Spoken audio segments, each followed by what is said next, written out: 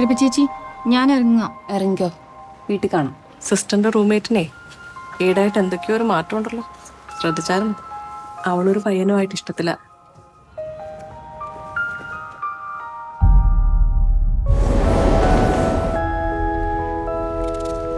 ഇത് പ്രഭേജിക്കാണല്ലോ. ഇതിപ്പോ ആരയക്കാനാ? ഒന്നും കാണുന്നില്ല. ഇതിലെന്തോ ഇംഗ്ലീഷിൽ എഴുതിയിട്ടുണ്ട്, मेड इन जर्मनी. प्रभा ചേച്ചിയുടെ ഹസ്ബൻഡ് അവിടെയല്ലേ?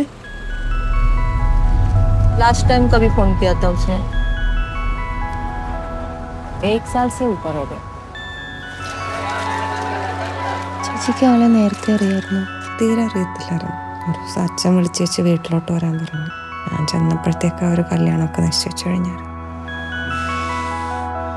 ഒട്ടും അറിയാത്ത ഒരാളെ എങ്ങനെയാ കല്യാണം കഴിക്കാം?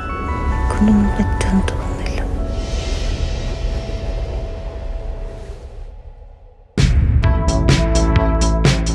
അതിനെൻ്റെ മോനെ രാത്രി വരെ കാത്തിരിക്കേണ്ടി വരും. പക്ഷേ തൽക്കാലത്തേക്ക് ഞാൻ ഈ മേഘത്തിൻ്റെ കയ്യിൽ കുറച്ച് ഉമ്മ കൊടുത്തു വിട്ടാലോ?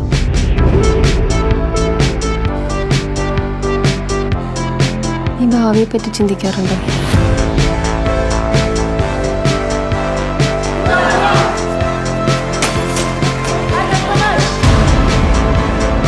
ആൾക്കാരെ നമുക്കറിയാം, പക്ഷെ നല്ലതാവാൻ വലിയ സമയമൊന്നും വേണം.